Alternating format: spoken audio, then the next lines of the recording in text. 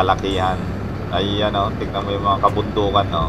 Oh, so para kang bumibiyahe sa ibang bansa, patungong ibang state, ganyan, no? Ako, patay. Tumukod ang motor na naman natin sa bato. Medyo malalim ang tubig kaya muntikan na tayo. Yan, sumabit tayo sa bato. Ito naman kay Sir Ferdinand na mekaniko.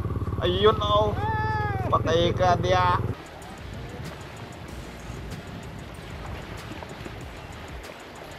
Teleserye yata ito, na ang title ay sa dulo ng walang hanggan.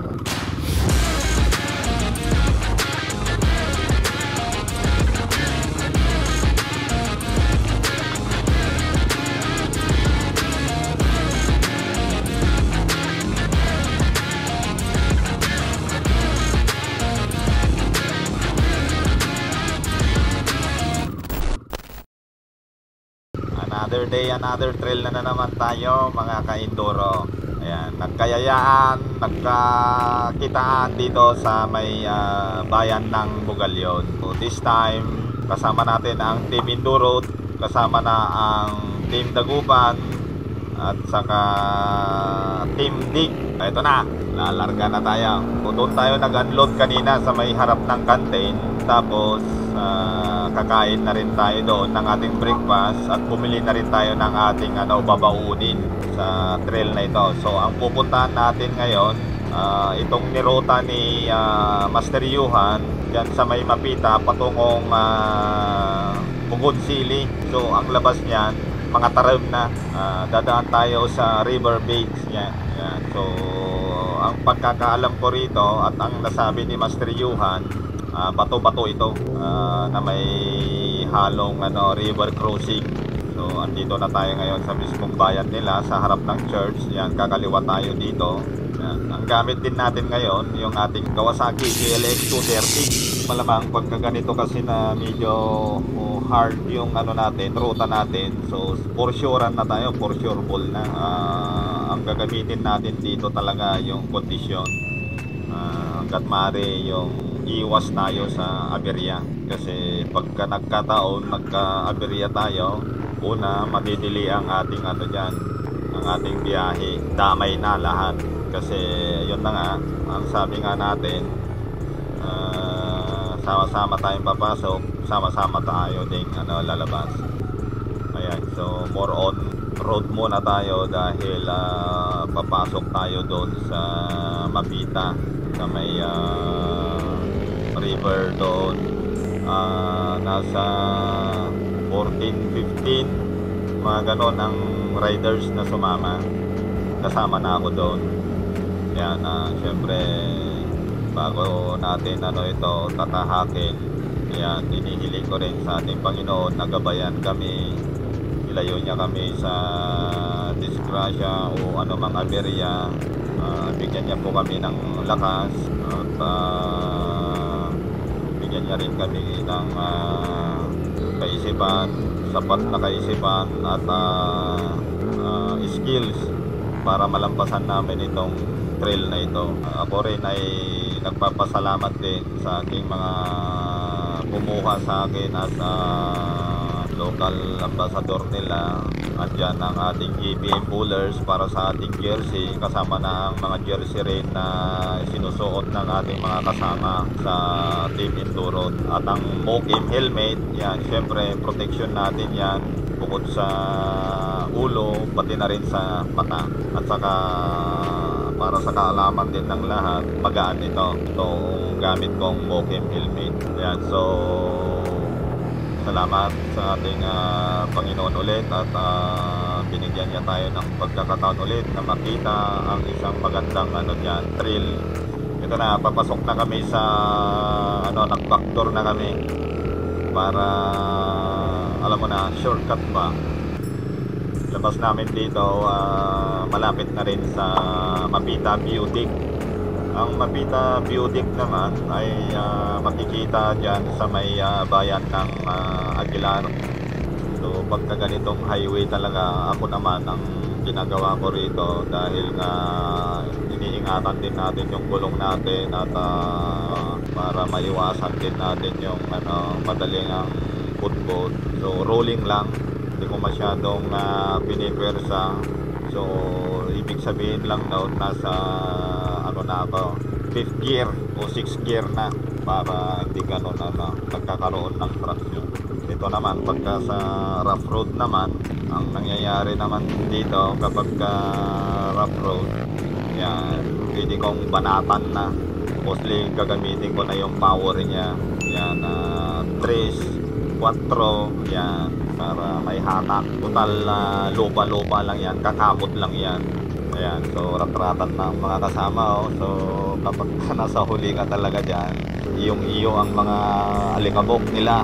Pero ang kagandaan sa suot ko, yan, ibaba mo lang yung shield niya, yung windshield niya, cover na lahat.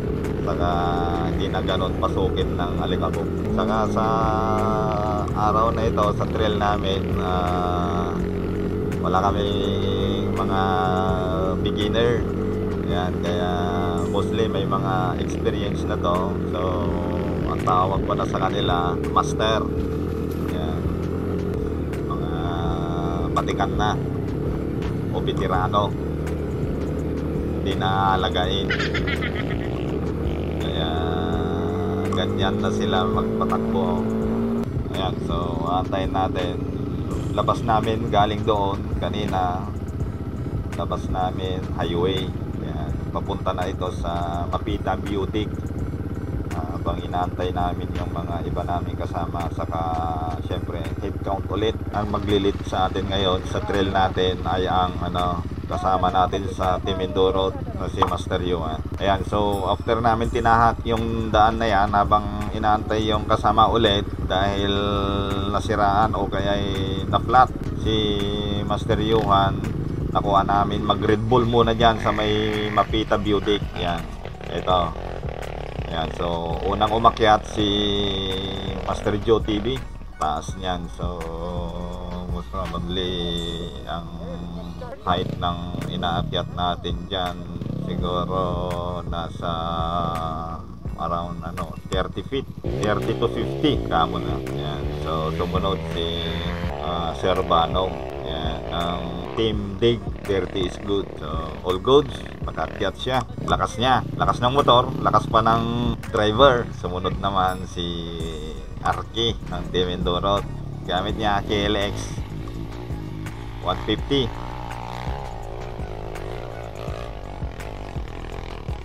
Ayan, all goods din. So dalawa na ang nakakyat ng maganda. Parehas kami ni Master Rafi na kinakabahan. So ako din, ito try ko. So tuloy-tuloy tayo dahil okay na ang lahat. At nakarating na rin si Master Yuhan. Yan, tuloy-tuloy tayo. So yan, tignan mo ang view dito.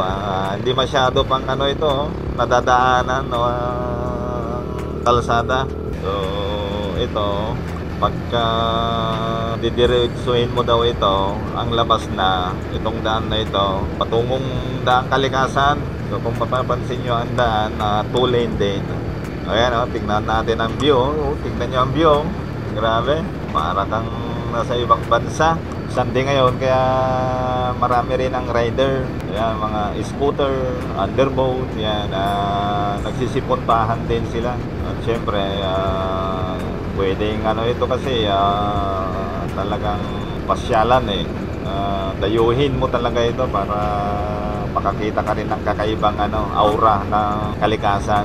Kung papansinin mo yung mga punong kahoy sa mga gilid ng kalsada, medyo mga bata pa, hindi pa ganun kalakihan.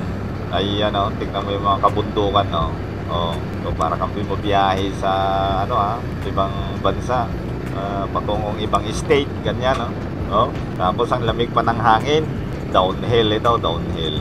Ayan, bangkingan din, Ayan, sa mga nagbabalak din mag-trail, ayan, pwede nyo rin itong panoorin para at least maski pa paano may idea na kayo sa daan at saka sa pupuntahan namin dahil alam mo, sabi nga ni Master Yuhan, medyo mahaba-haba din dyan yung bato-bato, tapos river cruising, at inabot nga daw sila ng gabi, nagkahanapan dahil hindi sila nakauwi, plus mayroon din balita noon na nawawala, kaya sila nai-coordinate sila ng siguro MDRMC ng Dagupan yata, kaya parang sinerge and rescue sila. Yan, so papasok tayo. Yan, kung didiretso mo yung semento, road cut na dyan, after ng tulay, hindi na siya sementado. Pero dito kami sa dahil trail nga tayo, ayan tulay.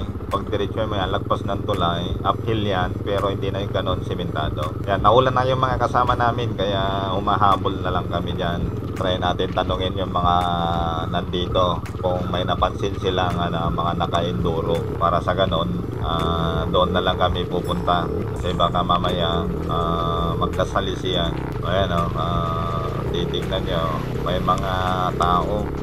Yan, napagalaman natin na doon sila dumiretso sa ilalim ng tulay papunta doon. Ayan, so ito na, umpisa na ng ating dyan, trail. So nasa 5 kami na naiiwan, si Master Yuan, Master Rocky, Master Badil, si RK at ako.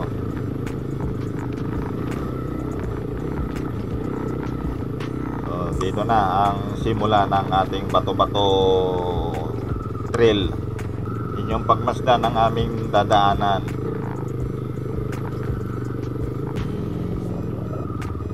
Ayan, so hindi na natin susundan yung pinakakalsada niya sa dito na tayo agad sa riverbed niya. Ayan. Inyong pansinin ang tubig, nilulumot na, pero yung lumot niya hindi siya yung parang green, yellow. Ayan, so pagka ganito ang gawin natin, yan, bukuin lang yung mga bato. Kayang-kaya ng ating enduro yan. Siguro sa kamay medyo may pagka firm o pagka tigas din para sa ganon hindi kanya babalikuin, kasi pag nabaliko ka dyan kaya natabingi yung gulong mo pagka natumbok mo ang bato, 90% siguro tumba ka. Ayan yung mga puno dyan kung titignan mo maliliit pa, mga pine tree. Ayan. So tinitignan ko yung bakat ng mga motor kung mayroon, at mayroon naman. At the same time sinusundan ko na, plus siyempre pipiliin mo na rin yung medyo maayos. Pagka ganito bato-bato, lamang kung kaya mong tayuan yung motor mo para hindi ka masyadong tak-tak sa weight. Pero kung hindi kaya, okay lang naman upuan mo, as long as masecure mo yung sarili mo na hindi ka matumba.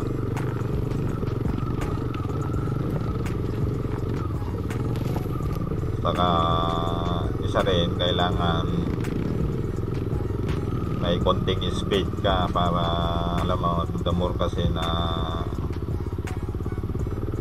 slow motion ka dyan, matutumba ka. Pagka ganito hindi ko rin kasi dahil una kailangan talaga yung motor mo may maganda ring gulong, pero ang napansin ko sa mga kasama ko, maski put-put yung gulong nila kaya-kaya kaya hindi ko na masyadong siguro dahil wala sa motor yata, nasa driver. Ayan, tumukod yung motor ko dito sa bato. kailangan galaw-galawin mo. Lagyan mo ng power plus tulak. Yan, para makalis tayo.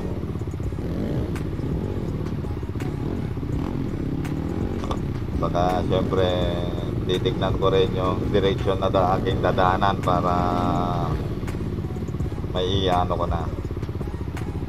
Dahil sa experience ko kasi dito nung unang sabak ko sa mga ganito, lumiliko ako dyan kapag ganyan sa river crossing, doon ako napapatumbay. Kailangan ano talaga yan. Ako patay, tumukod ang motor na naman natin sa bato. Ayan, ayan, galaw-galaw sabay tulak. Kanya-kanyang ano na talaga dito, handling sa motor, kasama na sa pagpili ng dadaanan mo. Advantage din sa motor kapag medyo mataas yung ano mo, ground clearance mo from the engine. Kasi malalaki ang mga bato. Medyo ilagan ko rin ang mga bato na malalaki at nakausli para hindi naman tumama yung engine natin dyan, lalo na yung bahay ng engine. Kasi pagka natusok yan, butas, tulo ang langis, wasak, wala na. Hindi na natin matatapos ito.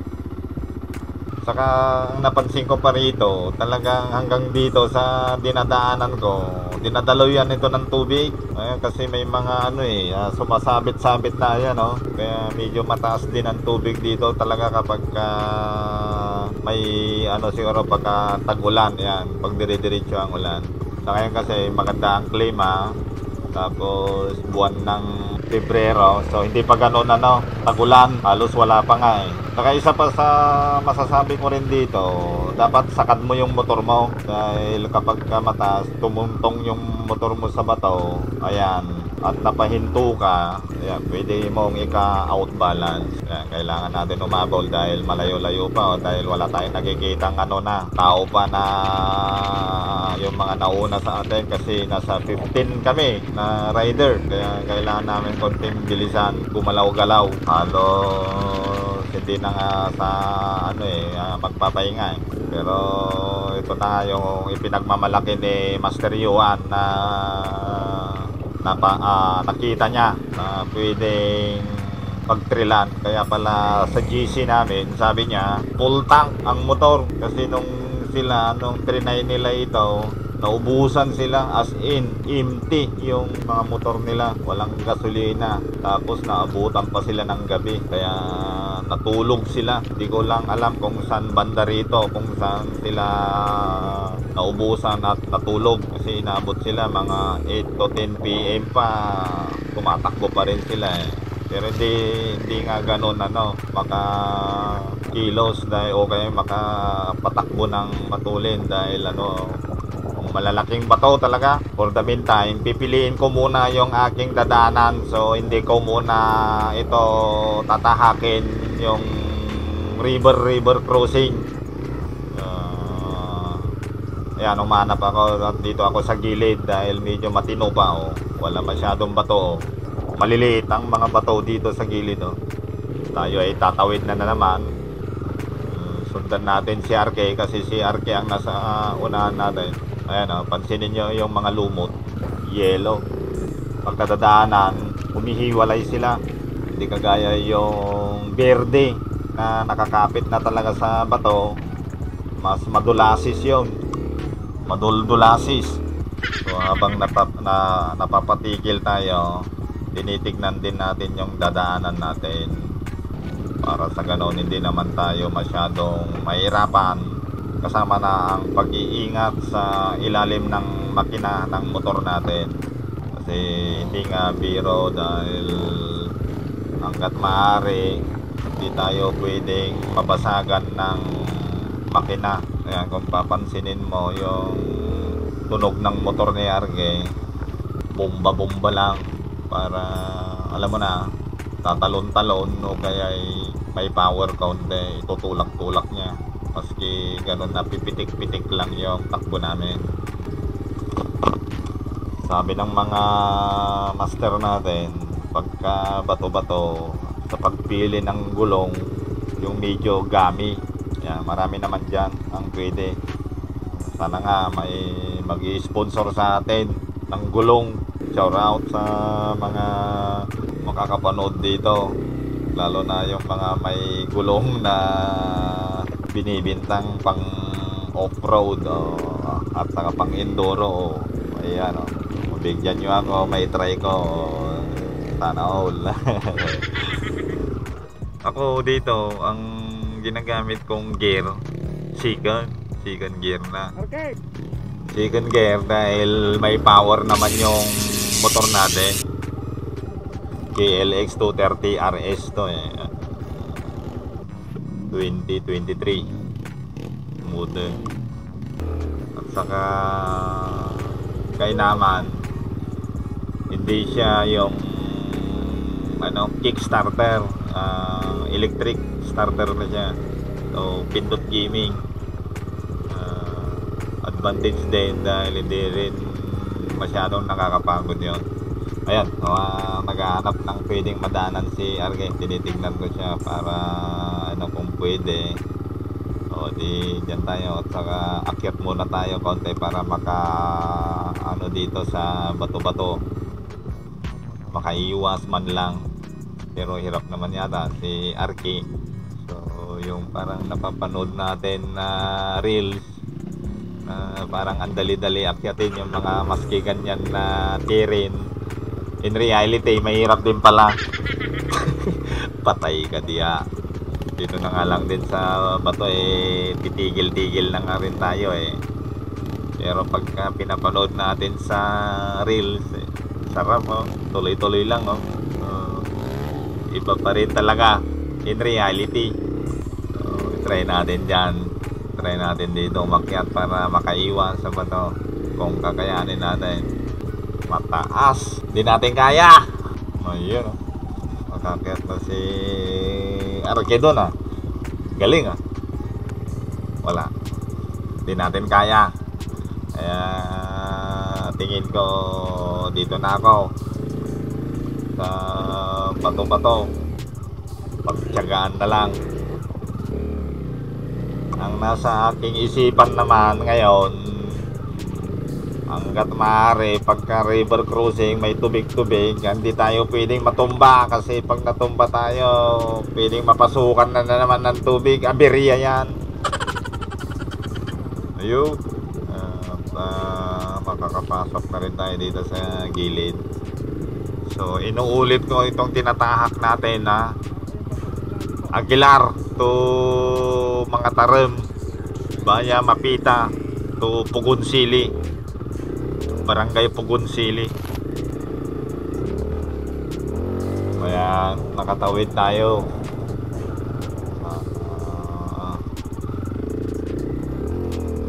Ayan, nakatikim din tayo ng lupa.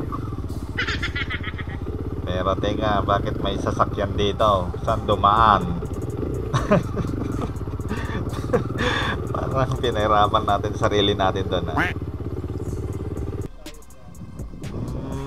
mukhang isa sa mga may-ari ng kalupaan dito itong kausap ng kasama namin.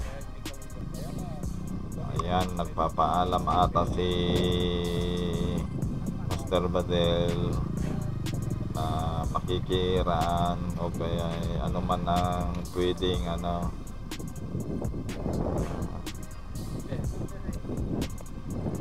sa may-ari ng lupa.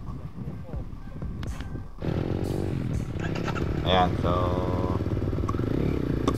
okay na. At umuwi na rin yung nagkausap-usap kanina.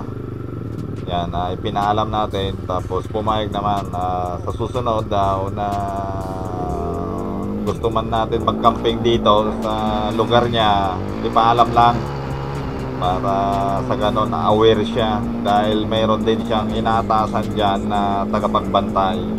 Yan, so tuloy-tuloy tayo sa ating pagtahak ng trail natin.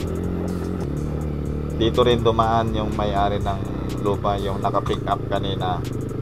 Ayan, so tayo, bababa tayo dito, siya umakyat na doon kumaliwa. Dito pa rin tayo sa River Beach. Ayan, sa Bato-Bato Man Challenge ni Master Yuan. Kadalasan naman kapag ganito yung sitwasyon ng daan, pagmamasdan mo talaga yung dinadaanan din ng mga kasama mo. Kung okay, sundan mo na lang. Pero kapag medyo pangit, hanap ka na rin ng dadaanan mo. At nang sa ganon, hindi ka masyadong hirap. Nasabihan din kami kasi ni Master Yuan pala na hindi nga pwede muna yung mga bungan kasi mahabang ruta ito, plus hindi rin kami pwedeng magsama ng mga OBR o yung sasakay sa amin. Medyo malalim ang tubig, kaya muntikan na tayo. Ayan, sumabit tayo sa bato. Ayan, may konting speed para hindi ganun ramdam yung tag-tag ng motor. Yan, ginagawa ko naman pag doon sa river crossing, lalo na medyo malalim na, tuloy yung throttle mo para ibubuga niya ang tubig, hindi pasukan. Medyo hindi na namin nakikita yung mga kasama namin na nasa unahan, yung mga nauna. Ang tanong, saan kaya galing ito mga bato? Bakit sobrang bato naman? Sa bundok kaya o mismong dyan na? So parang mananawa ka na talaga sa bato-bato. Ang kagandahan lang kasi nito, hindi siya uphill. Kung uphill pa yan, bato-bato pa, ewan na lang. Siguro talagang yun ang tinatawag nating hardcore. Namamatayan tayo dahil nakasigunda tayo nakukuha natin kasi kontrolin pa ang throttle. Kung ating babalikan ito, yan, medyo may idea na rin tayo at alam na natin ang dadaanan. Kasi sa ngayon, dahil first time ko dito pumasok, nangangapa pa, kaya titignan ko kung saan sila dumadaan, at the same time yung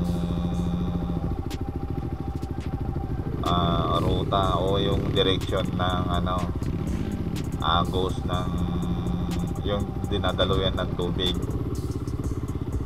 saka yung mga lululutan mo, kasi hirap din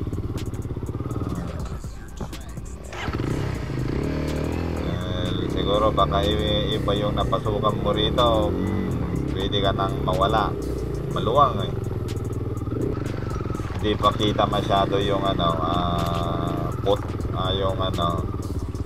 yung footprint ng gulong.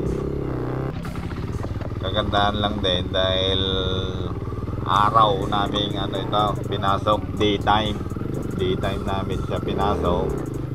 Kung gabi ito talaga, no choice ka kasi hindi mo na mapipili yung dadaanan mo. Ngayon makikita mo surrounding, ayan kaya nakukuha kong dahil mapipili mo, makikita mo pa sa gilid ang pwedeng madaanan. Makakabawas din yan sa sakit sa kamay plus syempre mas bibilis ka kaunti. Pero mabato din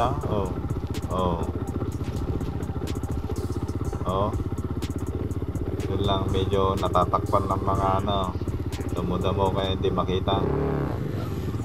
Grabe Master Yuan Parang ginawa mong simentado ang daan. Sarap.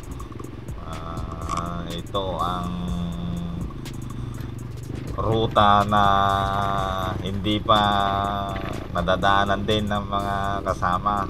Only Master Yuan, RK at saka si Engineer Arman. Naku po, talagang walang katapusang bato-bato ito. May kasama pang tubig at bukod doon, yun na nga, may lumot. Pero tayo naman ay handa na dyan. Ayun, oh. Para masarap magtampisaw sa tubig. Yan, natin titirahin pa rin ito hanggang sa dulo ng Pugon Sili. Para makalabas na tayo dito sa bato-bato. Pagka ganito ang trail talaga, kailangan medyo may pagka-firm ang muscle. Ay naku po, hindi pwede ang ano dito, mahina ang buto. Sana all may busina. So, baka akala nila nasa daan tayo, bubusi-busina kayo dyan. Oy, muntigan tayo.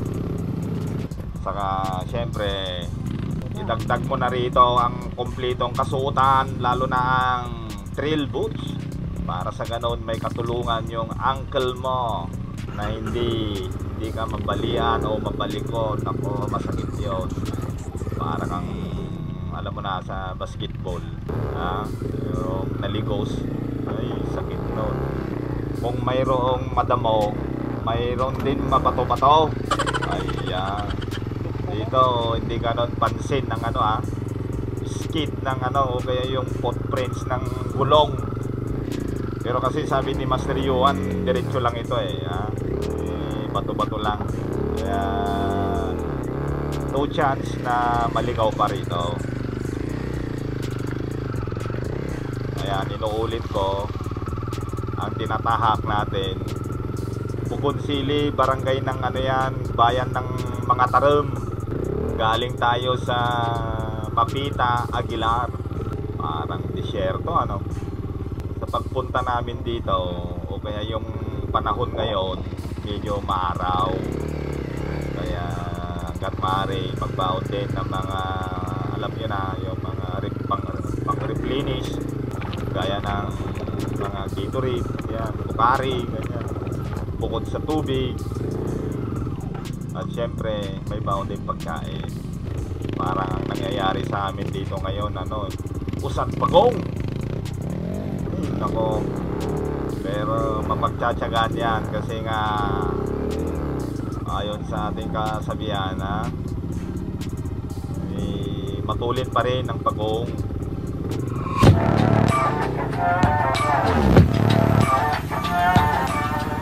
Patay ka siya. Ayan, naabutan namin dito si Engineer Arman. Ayan, so may pag-asa pa. Medyo naabutan na namin yung mga kasama namin. Pero yung iba talaga back to home base na sila.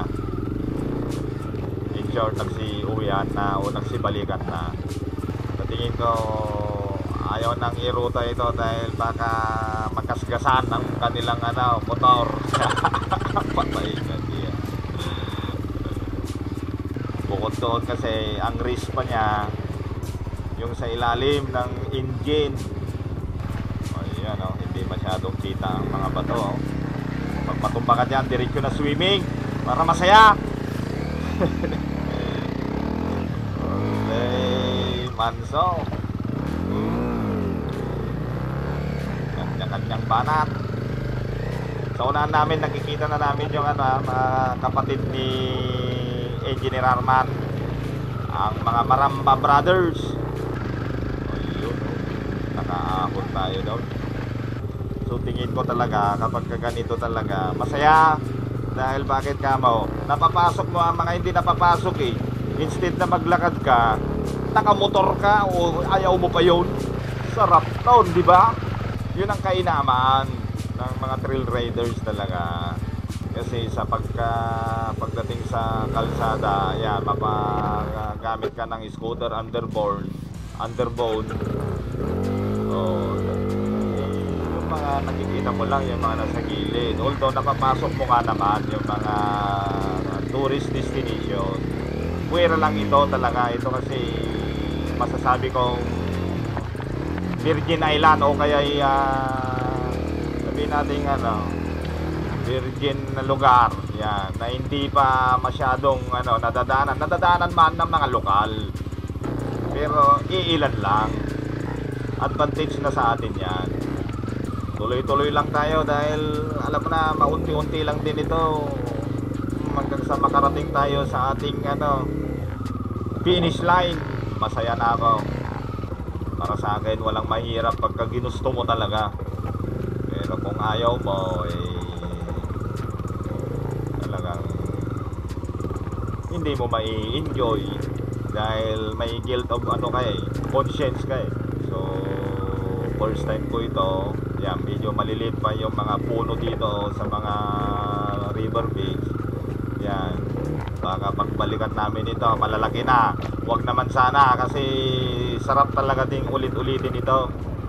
Nahasa ka at the same time. Siyempre yung strength mo, yung pag-manage mo, ayan, nagli-level up. Ito nga si Kuya Manong Orlan, no? Ayan, si Manong Orlan, nasa edad 64 na yan, senior citizen, pero palaban. Grabe. So what more pa sa atin, medyo mas bata konti sa kanya. Actually, sabihin ko na rin sa sarili ko na siya rin ang isa magiging inspirasyon ko rin eh. Bakit nga mo? Lamang ang talaga dyan, medyo bata-bata. Kung kaya niya, what more sa akin din. Yun lang, syempre pwede rin ito si Manong Orlan. Walang bisyo kundi magmotor lang, kasi alam nyo, 3 times Philippine Loafer. Grabe, ulit-ulit pa niya. Sulit. Sarap ng achievement niya sa kanyang buhay. Talagang in-urge niya ang kanyang kahiligan. Noong hindi pa ako napapahilig sa ganito, madalas ang nakikita ko lang talaga yung mga beaches dito sa Pangasinan, plus yung mga tinatawag nating tourist spot na medyo sikat.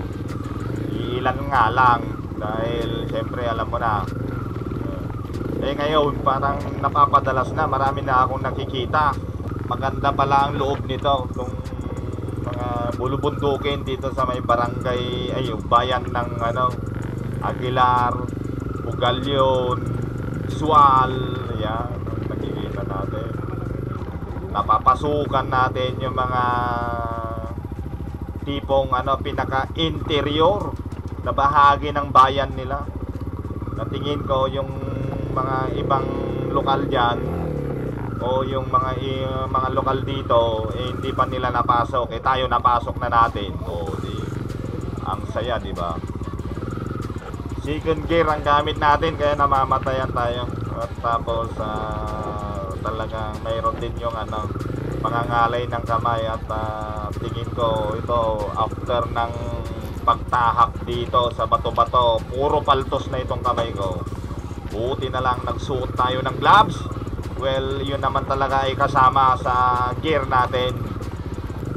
Kasi kung bare hands ka dyan, nako, ito na yung sinasabi nilang puro kalyo. Ngayon naman, sa pakiramdam ko sa aking puwet, medyo mahapdi na. Patay ka niya. Kaya kung minsan tinatayuan ko, kung minsan inuupuan ko. Ayan, pagka ganyan tatalon-talon, siyempre magagasgas din yung puwet. Kaya lamang ang may padding. Nakapagsuot ng alam mo na, yung leggings na may padding, yung parang sa mga bike. Yan. Kaya kung alam nyo na mabato, kaya magsuot na kayo ng mga cycling short na may padding, may foam. Kasi mataktak talaga ito, mataktak. Pahinto-hinto rin tayo dahil sinisilip din natin yung pwede nating lusutan at madaanan. Mahirap din yung tira ng tira, baka mamaya yun din ang ikakatumba pa natin o kaya ikakauntog ng engine natin sa ilalim. Yun na ang ayaw natin na mangyari, magkaroon ng crack or butas, tulo ang langis, wala na. Ayan o, maliliit pa talaga yung mga pine tree dito. Parang tingin ko tumubo lang yata ito o itinanim talaga. Pero kung itinanim, maganda kasi anti ito, anti erosion. Ayan, para may hahawak sa mga lupa, hindi maanod. After 1 minute, 2 minutes, 3 minutes, ganyan, tuloy na naman. Ayan, tuloy na naman tayo. Ayan, tatawid na naman tayo dito. Ayan, medyo pababa. Tayo napapasigaw. Kaya natin susundan ang dinaanan ni Manong Orlan.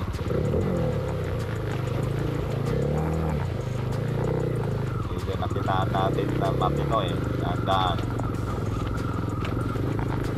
Ayan, kailangan natin medyo kargahan o bilisan para dahil maayos-ayos naman yung daan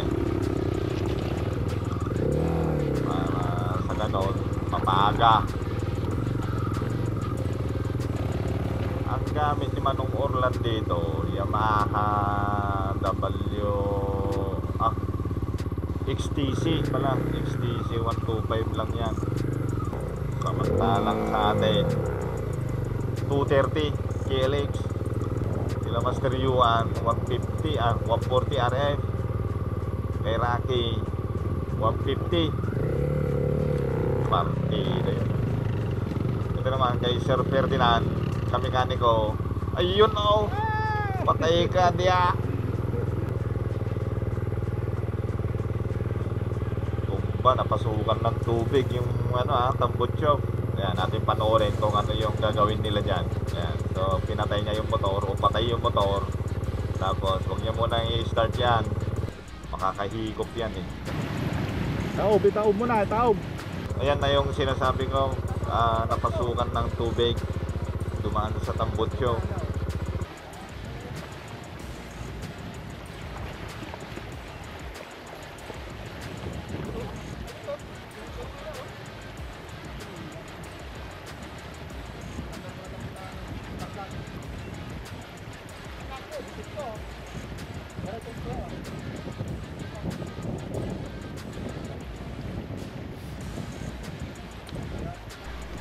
Ang experience ko kasi nung ako'y natumba sa ganyan, tubigan, doon papuntang Forte, napasukan hanggang sa makina talaga.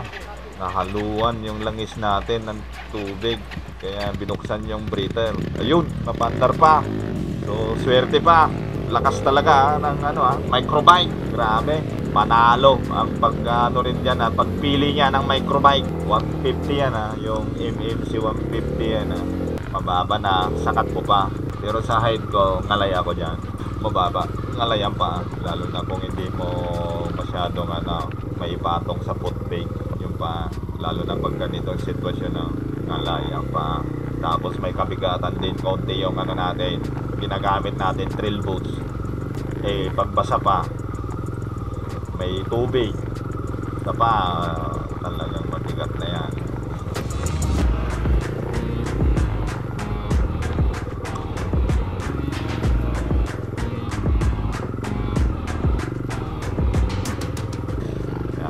Dadaan dito sa gilid, baka sakaling mas maano ang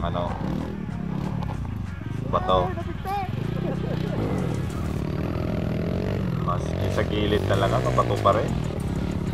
Sa naririnig ko naman regarding sa gulong, when it comes to ganitong terrain o kaya daanan, bato-bato, yan, pasok na pasok daw yung mga IRC o kaya yung mga gami type na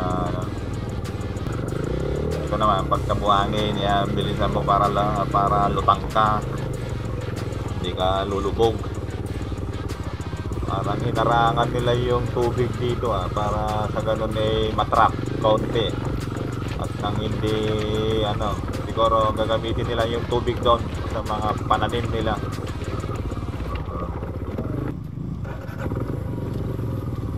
Ayan, naabutan na namin yung itong mga nauna namin kasama.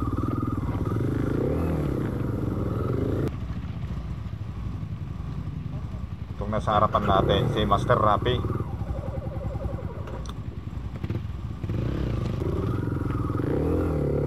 Naka WR 150 siya. Medyo mataas yun para sa kanya daw. Kaya medyo hirap siya tumugod. Yun, natutumba. Pero kung sa power mayroon, yun lang, medyo hirap lang pagka ganito na mataas ang motor mo. Pag bato-bato, hindi mo magukod agad, wala na, tumba, mahihinog ka.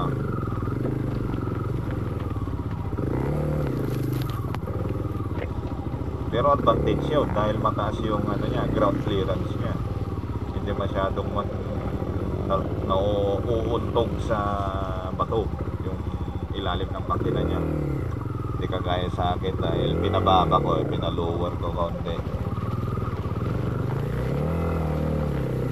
Dahil madalas kong na-experience, malakas siya lalo na sa uphill, nag-uuno, maangat.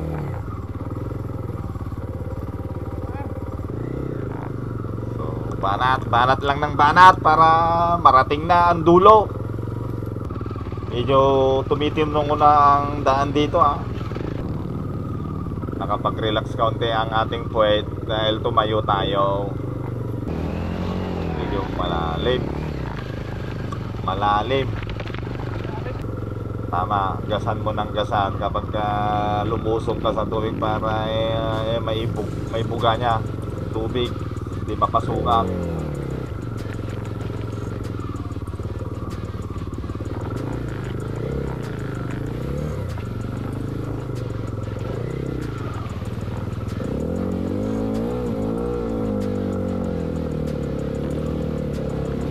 Malalim ulit.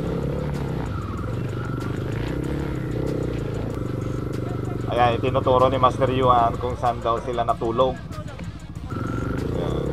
Natuwa na si Master Yuan dahil nakita na niya kung saan siya natulog kasama si Arky at saka si Engineer Arman. Ayan. So tingin ko malapit-lapit na.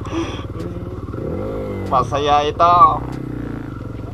So ito karagdagan sa magiging trail site na ito.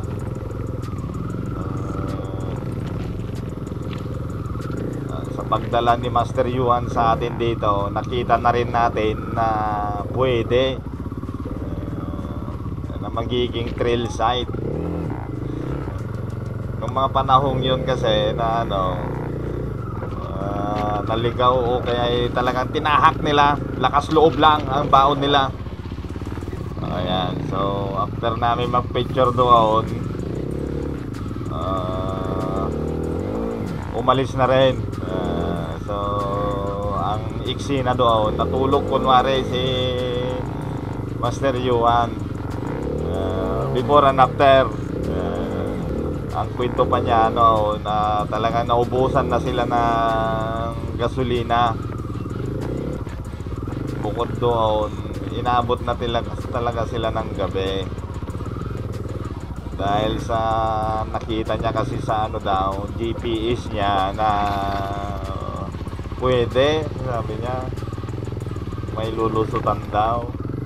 Mayroon nga naman dahil kinaumagahan daw noon, may lokal na naglalakad at nakita sila. Yan, kaya nagpa-rescue sila dahil naubusan ng gasolina.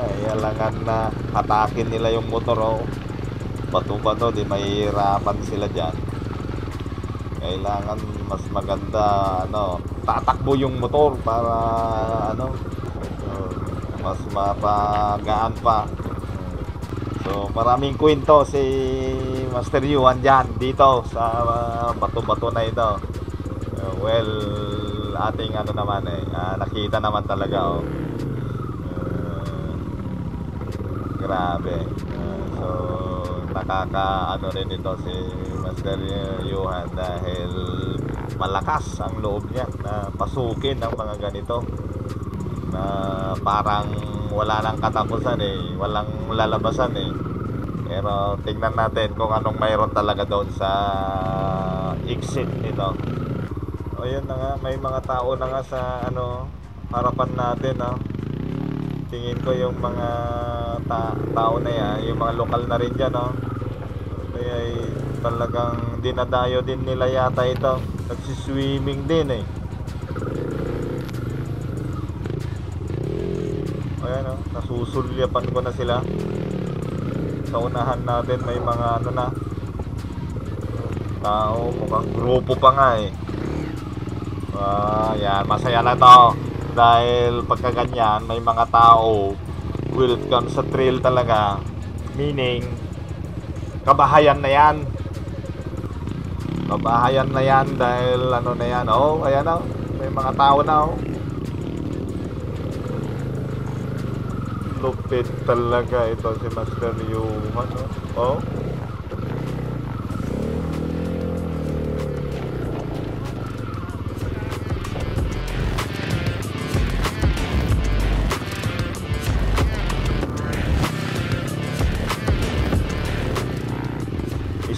stretch na yung mga muscle ko talaga rito.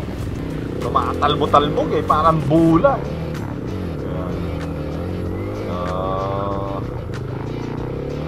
maabot rin natin ito dahil ayun na nga, naaalala na ni Master Yuan yung kanyang mga mga pangyayari noon. So meaning buhay na buhay pa ang kanyang utak o kaya yung mga brain cells niya.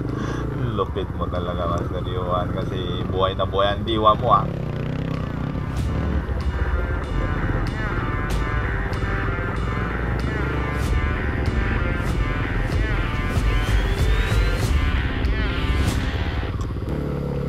malinaw ang tubig pwede rin maglaba, magtampisaw maghugas ng plato, ganyan. Pero hindi pa namin makuha ang magtampisaw dahil hindi pa namin nakikita ang yung dulo nito. Parang teleserye yata ito ang title ay sa dulo ng walang hanggan. Patay ganyan. Pero kung titignan mo yung korte ng bundok, pababa na dyan hindi kagaya kanina na mataas pa yung bundok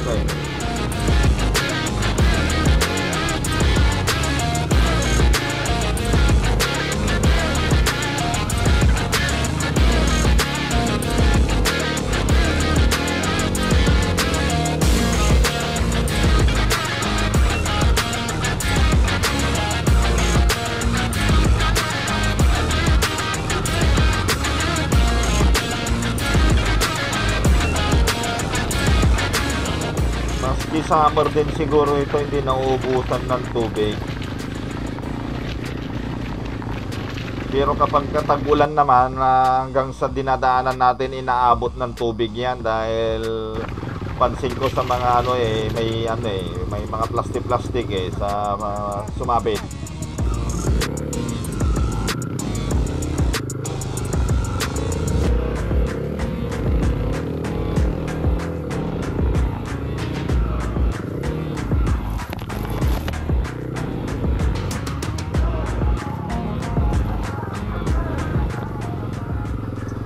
Hinahanap ni Master Yuan yung daan pinagdaanan daw nila yung kung saan sila dumaan kasi sa banda doon sinakluluan sila doon ayan hinahanap niya ayan, nakita na niya yung shortcut.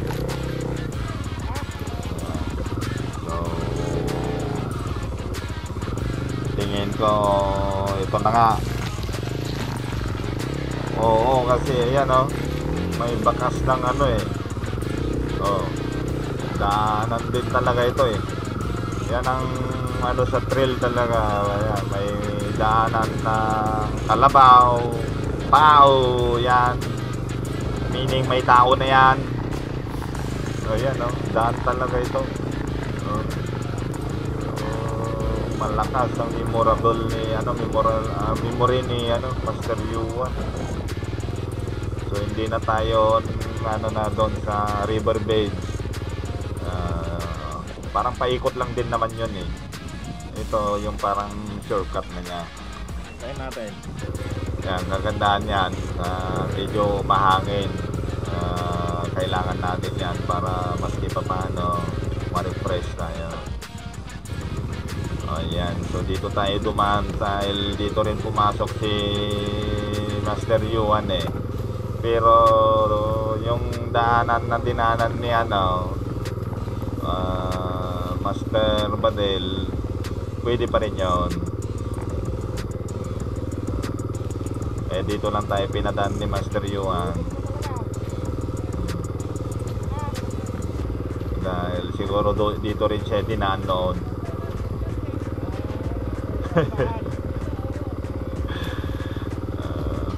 Ayan, kaya pala yung pinapakita niyang dito, piklat sa may tagiliran niya. Ayan, so river bed ulit ang labas pala niya. Shortcut lang talaga. Malayo din yung yung pinagtulugan nila. Buti may tao talaga din doon, napadpad doon. Maswerte pa rin ito si Master Yuan. O kaya maswerte pa rin silang tatlo. Dahil nga maski pa paano, ginumagahan doon, may lokal na napadpad doon.